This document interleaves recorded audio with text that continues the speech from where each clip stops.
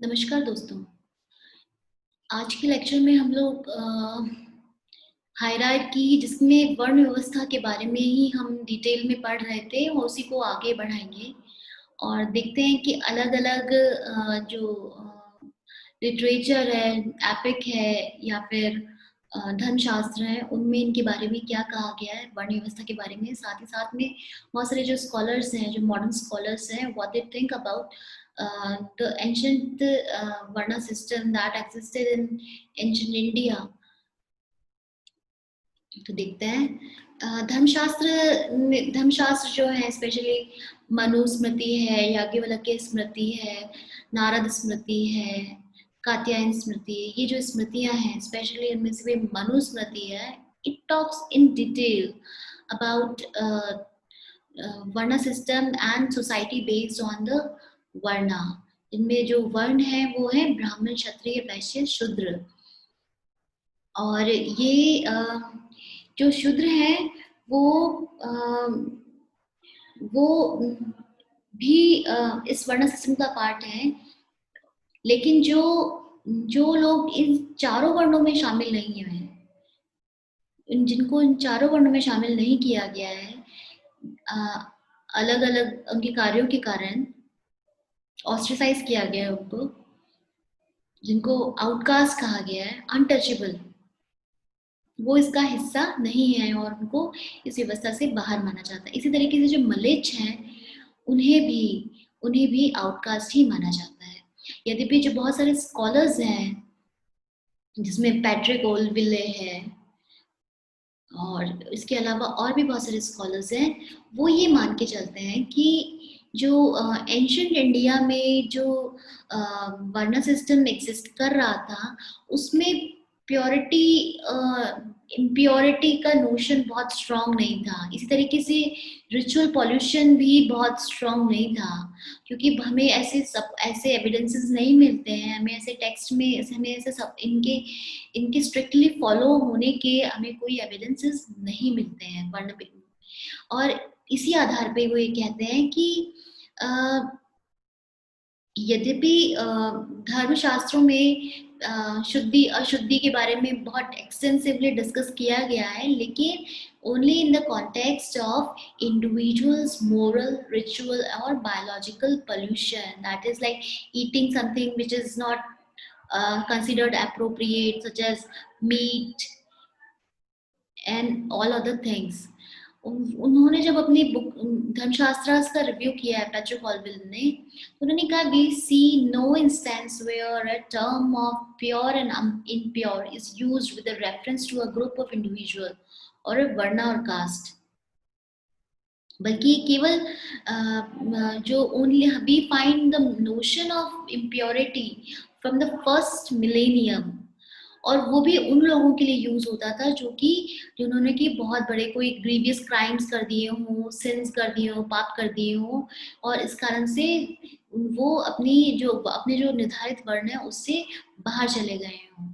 ऐसे लोगों को फॉलन मैन या फॉलन पीपल, यानी कि जो लोग गिर गए हैं अपनी वर्ण व्यवस्था से, उन लोगों को फॉलन मैन, फॉलन पीपल कहा जाता था और इम्प्योर कहा जाता था, और अपने कर्मों के आधार पे उनको ऑस्ट्रेसाइज कर दिया जाता था, ऐसा ऑल्विले ने कहा है। उनका जो मेन फोकस है जो ऑल्विले का, वो ये कहना है कि जो धर्मशास्त्रों में जो notion of purity and impurity है वो इंडिविजुअल के लिए कहा गया है, ना कि एंटायर वर्ण के लिए। और कोई भी जो वर्ण है वो अपनी कर्मों के आधार पे, अपनी योग्यता के आधार पे, अपने कैरेक्टर, एथिकल इंटेंट और इनोसेंस के आधार पर प्योरिटी को प्राप्त कर सकता था और इम्प्योरिटी से भी अटैच हो सकता था। जो 3 वर्ण है धर्मशास्त्र में उन्हें ट्वाइस बॉर्न यानी कि द्विज कहा गया है, और ये लोग वेदों का अध्ययन कर सकते थे। यद्यपि हमको इस तरीके का कोई रिस्ट्रिक्शन वैदिक लिटरेचर में नहीं मिलता है। इसी तरीके से मनुस्मृति है, मनुस्मृति में भी हम देखते हैं कि जो ऑक्यूपेशन है, जैसे हम ऑक्यूपेशन से हम वर्णों को डिवाइड करते हैं, जैसे ब्राह्मण है वो स्टडी करेगा, जो जो क्षत्रिय है वो फाइट करेगा, जो वैश्य है वो it will be engage in प्रोडक्टिंग activities, और जो शूद्र है जो सबकी सेवा करेगा। लेकिन हमको ऐसे बहुत सारे उदाहरण मिलते हैं मनुस्मृति में भी जहाँ पे वैश्य जहाँ पे जो वैश्य हैं वो कैटल रेयरिंग का काम करते हैं। इसी तरीके से बहुत सारे ऐसे लोअर कास्टेस हैं जो कि 19th सेंचुरी के ब्रिटिश रिकॉर्ड्स में भी हमको ये मिलता है कि वो दे यूज टू ओन लैंड और कैटल, और दे वर एक्चुअली एक्टिव एग्रीकल्चरिस्ट।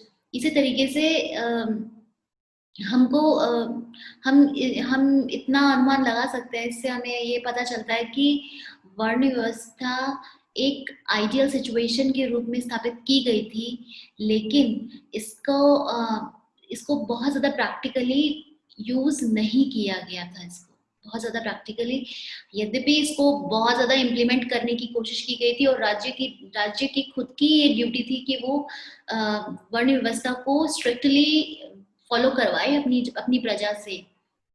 लेकिन हमें यदा कदा इस तरीके के उदाहरण मिल जाते हैं जहाँ पर जो पर्टिकुलर व्यक्ति है वो अपने वर्ण के अनुसार काम नहीं करके कोई दूसरा काम कर रहा होता है।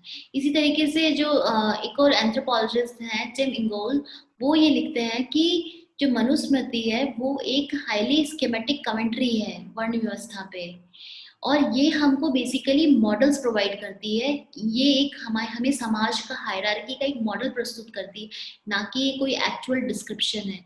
इसी तरीके से एक और स्कॉलर है सुजैन बैले, वो भी ये कहती हैं कि मनुस्मृति का और जितनी भी जो बाद की जो और स्क्रिप्चर्स थे और जो सब स्मृतियां थी उन सब ने एक महत्वपूर्ण काम ये किया कि ब्राह्मणों की जो पोजीशन है वो हायरार्की में सबसे टॉप मोस्ट करने में उन्होंने एक इम्पॉर्टेंट रोल प्ले किया। और जैसे ही जब उनका पोजीशन हायर हो गया तो उसके बाद में जो जो दूसरे जो ग्रुप हैं समाज के, क्षत्रिय वैश्य शूद्र, इन लोगों में भी एक हायरार्की स्थापित हो गई धीरे धीरे, और धीरे धीरे वर्ण व्यवस्था को और भी ज्यादा स्ट्रिक्ट तरीके से फॉलो किया जाने लगा। महाभारत में भी हमको वर्ण व्यवस्था का डिटेल में उल्लेख मिलता है। इसी तरीके से जो यद्यपि जितने भी जो एपिक्स हैं वो हमको एक दो मॉडल प्रोवाइड करते हैं वर्ण सिस्टम की, हायरार्की के दो मॉडल प्रोवाइड करते हैं। इनमें से था एक कलर कोडेड सिस्टम, यानी कि कलर के आधार पर, रंग के आधार पर समाज के विभिन्न वर्गों का विभाजन। जैसे एक सेठ थे, एक संत थे, ऋषि थे भृगु नाम से। वो ये उनके अनुसार ब्राह्मण है वो सफेद वर्ण के हैं, क्षत्रिय हैं वो रक्त वर्ण के हैं, लाल रंग के हैं, वैश्य हैं वो पीले वर्ण के हैं, और शूद्र जो हैं वो काले वर्ण के हैं। दिस डिस्क्रिप्शन, ये जो डिस्क्रिप्शन है उसको जो भारद्वाज नाम के एक और ऋषि थे उन्होंने इसको क्वेश्चन किया है, और उन्होंने ये कहा है कि colors are seen among all the words, but desire, anger, fear, greed, anxiety, hunger, toil prevails among all human beings. Bile and blood flow from all bodies, so what distinguishes the varna, he asks। कि जब खून सबका एक है, सब कुछ एक जैसा है, तो फिर क्या क्या चीज अलग है? तो वो इस चीज को क्वेश्चन करते हैं न, वो भृगु के द्वारा जो कैटेगराइजेशन किया रंग के आधार पे उसको क्वेश्चन कर रहे हैं, उसको चैलेंज करते हैं। एक इतिहास का एक प्रोफेसर है, रिलीजन के प्रोफेसर हेल्टे बेटल, वो ये कहते हैं कि वर्णों में किसी प्रकार का कोई डिवीजन नहीं है, बल्कि सारा ब्रह्मांड है वो ब्रह्मा है, ब्राह्मण है वो, और सभी लोग ब्रह्मा के द्वारा क्रिएट किए गए हैं, और अपने कर्मों के आधार पर उनका विभाजन किया गया है। इसके बाद में महाभारत फिर से एक और मॉडल प्रस्तुत करता है, वो है बिहेवियरल मॉडल, यानी कि व्यवहार के आधार पे वर्णों का विभाजन, जिसमें ये कहा गया है कि जो लोग गुस्से गुस्से के प्रति या प्लेजर, बोल्डनेस, इन सब गुणों को रखते हैं, वो क्षत्रिय वर्ण के हैं। जो लोग कैटल रियरिंग करते हैं, मीन्स पशुपालन कर रहे हैं, खेती कर रहे हैं, वो वैश्य वर्ण के हैं।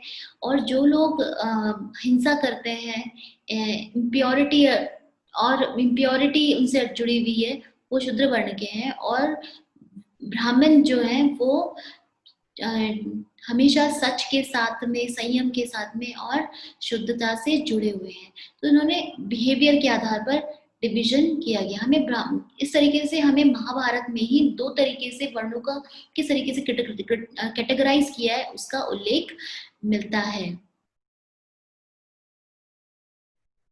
लेकिन हम जानते हैं कि क्योंकि हमें ऐसे बहुत सारे उल्लेख मिलते हैं जहाँ पे शूद्रों को पढ़ने का अधिकार नहीं था, उनको बहुत सारे ऐसे अधिकार नहीं थे जो कि दूसरों को मिलते, दूसरों को आसानी से, द्विजों को आराम से मिल रहे थे। वो अधिकार हमको यहाँ पे न मिलते हुए दिख रहे थे। यद्यपि जितने भी स्कॉलर्स हैं वो ये कहते हैं कि मनुस्मृति है और जितनी भी अन्य स्मृतियां हैं वो एक मॉडल प्रस्तुत करती है, लेकिन इस मॉडल को बाद के तत्कालीन जो शासकों हैं उन्होंने ब्राह्मणों का सपोर्ट पाने के लिए वर्ण व्यवस्था को और अच्छे तरीके से लागू करने का प्रयास किया। और इस प्रयासों के फलस्वरूप ब्राह्मणों की जो स्थिति है वो समाज में टॉप मोस्ट हो गई, हायरार्की में। और जो शूद्र हैं और जो आउटकास्ट हैं, अनटचेबल्स हैं, उनकी स्थिति निम्न हो गई। आज के लिए इतना ही। धन्यवाद।